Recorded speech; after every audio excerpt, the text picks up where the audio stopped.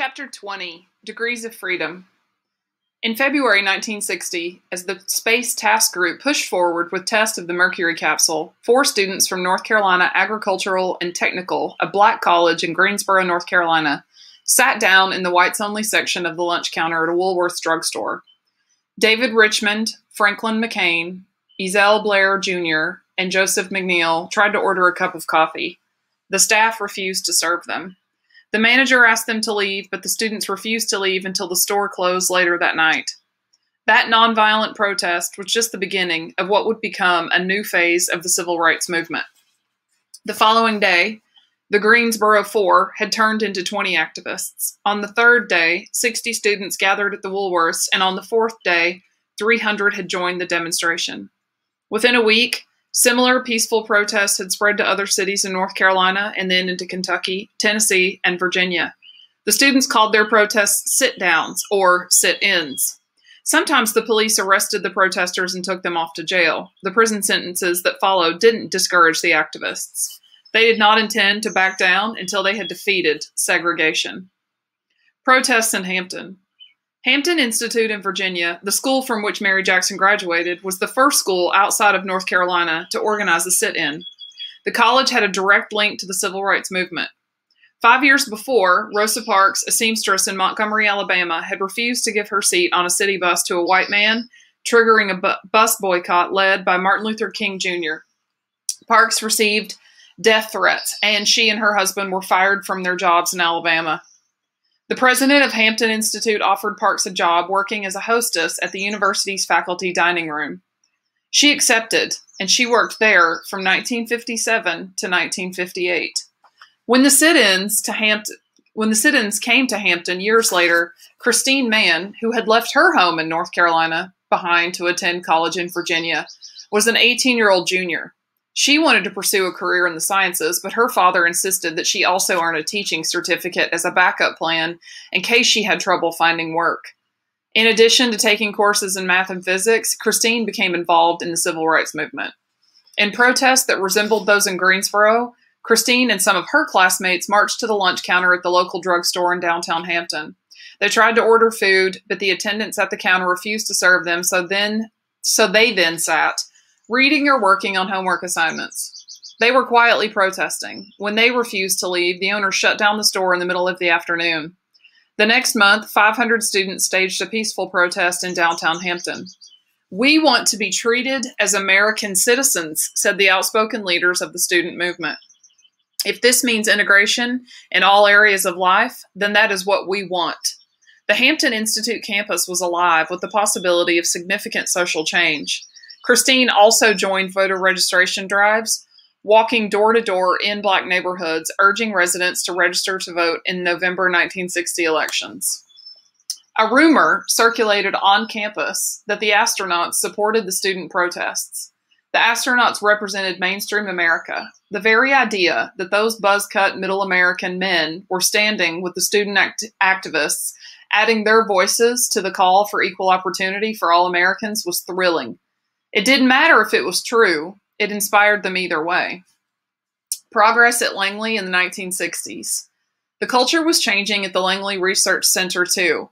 When Dorothy Vaughan turned off the lights in the West Area Computing Office for the last time, she and the remaining women in the segregated pool were sent out to other divisions at the lab. The era of West Computing, a separate division for African-American women, was over. Dorothy Vaughan was assigned the newly built computer complex on Langley's west side. By the 1960s, Langley had centralized its computing operations into a group named the Analysis and Computation Division. It served all of the center's research operations as well as providing electronic computing services to outside contractors. In the new division, Dorothy was reunited with many of the West computers as well as with other women who had worked in East computing. More striking than the racial integration of the female mathematicians was the fact that men had joined the team. Computing had been promoted in status from being an all-female service organization to a respected co-ed division. Computing was no longer considered women's work. However, with the increasing use of computer technology in aeronautical research, Some of the older women at Langley, who still did most of their work using the older model mechanical calculators, fell out of touch. The early 1960s were a time of change in the history of computing, a dividing line between the time when computers were human and when they were machines. Computing jobs were no longer handed off to a room full of women punching numbers into 500 mechanical calculating machines. Room-sized computers that cost more than $1 million each now did the same work and did it many times faster. Faced with this new era in computing, 50-year-old Dorothy Vaughan reinvented herself as a computer programmer. Engineers still came to her and asked for help. Now, instead of assigning the task to one of her staff or doing the computations herself, she programmed the calculations into an IBM computer and let the machine do the math. In the past, Dorothy would have set up the equations in a data sheet and showed one of the women computers how to fill it out. As a computer programmer, she converted the equations into the computer's language, Fortran, by using a special machine to punch holes into 7/3 by 1 3/4 inch cards. Each card represented one set of instructions for the computer. The longer or more complex the program, the more cards Dorothy or another programmer fed into the computer. The machines could not take more than 2,000 cards or 2,000 lines of instruction. Even modest programs could require a tray with hundreds of cards, which had to remain in the correct order. As powerful as the computers were, Project Mercury required even more electronic brain power from Langley than Langley had available. At the end of 1960, NASA purchased two IBM 7090 computers and installed them in the state-of-the-art facility in Washington, D.C. That computer lab was part of the Goddard Space Flight Center, which opened in 1959 in Greenbelt, Maryland. NASA established a third computer data center in Bermuda. Together, these three computers would be able to monitor and analyze all aspects of the space flights from launch to splashdown. Keeping in touch. Orbiting Earth presented a number of communication challenges for NASA engineers. It was one thing to have a flight take off from Cape Canaveral, Florida, and land in the Atlantic Ocean. These flights stayed within the communication range of mission control in Florida and the data centers in D.C. and Bermuda. Orbital flights, missions that sent an astronaut around the globe, were much more dangerous. The aircraft would pass out of visual and radio contact with mission control for extended periods of time. NASA demanded constant contact with the astronaut every minute of every orbit. The engineers at Langley had to build a worldwide communication network between mission control and the orbiting spacecraft.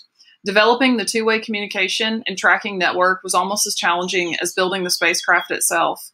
It required the creation of 18 communication stations set up around the globe so that the orbiting astronaut was never out of touch. The computers also sounded the alarm at the first sign of trouble. Any deviation from the projected flight path, evidence of malfunction on board the capsule, or abnormal vital signs from the astronaut would send mission control scrambling to solve the problem. Engineers at Langley struggled to make their deadlines, but they couldn't afford to make any mistakes. The projected launch date slipped from 1960 to 1961. During this period, the Soviets struck again. On April 12, 1961, Russian cosmonaut Yuri Gagarin became the first human in space and the first human to orbit Earth. "We could have beaten them. We should have beaten them," Project Mercury's flight director, the engineer in charge of coordinating many of the aspects of the mission, said years later. NASA engineers didn't feel defeated, and they didn't experience the panic that followed the launch of Sputnik. The Soviet success was frustrating and embarrassing, but the Langley team responded with renewed passion for their mission. NASA and its network of contractors focused their talents and kept working. They were almost ready to launch. The Mercury Mission. It would take a total of 1.2 million tests, simulations, investigations, inspections, verifications, experiments, checkouts, and dry runs to send the first American into space.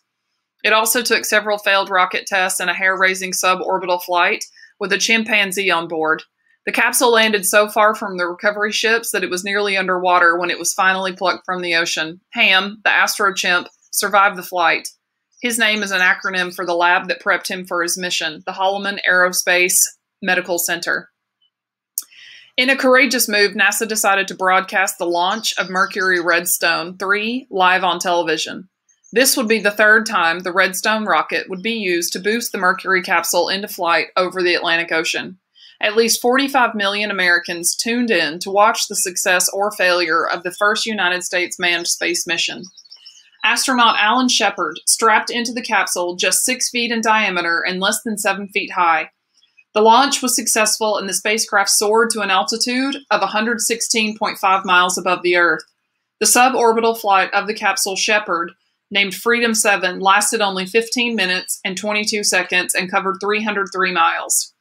Freedom 7 was a pale, technological achievement compared to the Russian cosmonaut's flight the month before, but its success helped President John F. Kennedy make a promise to the country to complete a goal significantly more ambitious: a manned mission to the moon. I believe that this nation should commit itself to achieving the goal before this decade is out of landing a man on the moon and returning him safely to Earth, President Kennedy said before a session of Congress 3 weeks after Shepard splashdown. Every NASA employee involved with the space program started to worry. They were already working nights and weekends to prepare for 6 more scheduled Mercury flights. NASA still hadn't completed its first orbital flight, and President Kennedy had promised they were going to send a man to the moon. Was that an impossible dream? It was a terrifying prospect and the most exhilarating thing they had ever heard. Getting to the moon, one of mankind's deepest and the most enduring fantasies, had long been the private dream of many at Langley as well. But with only one operational success under its belt and with 6 Mercury missions to go, NASA's road to the moon seemed unimaginably complex. The engineers estimated that the upcoming orbital flight, including the fully manned global tracking network, required a team of 18,000 people. It will take many times more than that to complete a lunar landing. A new mission control. It became clear that NASA was going to have to expand its facilities and workforce if the program was going to reach the goal of putting a man on the moon. And then rumors spread that the Space Task Group was going to be leaving Hampton, Virginia. The Langley employees campaigned to keep mission control at their base, but NASA was considering other sites. In 1960, 9 locations were shortlisted as possibilities, but Virginia was not one of them. Powerful Texans in Congress used their influence, and Houston was chosen as the site. With Project Mercury in full swing and a brand new research center ready to open in Houston, NASA named it the Manned Spacecraft Center. The space program had more work than it could handle. Katherine Johnson had been asked to transfer to Houston with the group, but she and her husband decided to remain in Virginia in order to stay close to their families. Mission control might have moved to Houston, but Langley was still a beehive of space activity for Katherine Johnson and her colleagues, who were busy laying the groundwork for meeting NASA's greatest challenge, sending a man to the moon and bringing him safely home.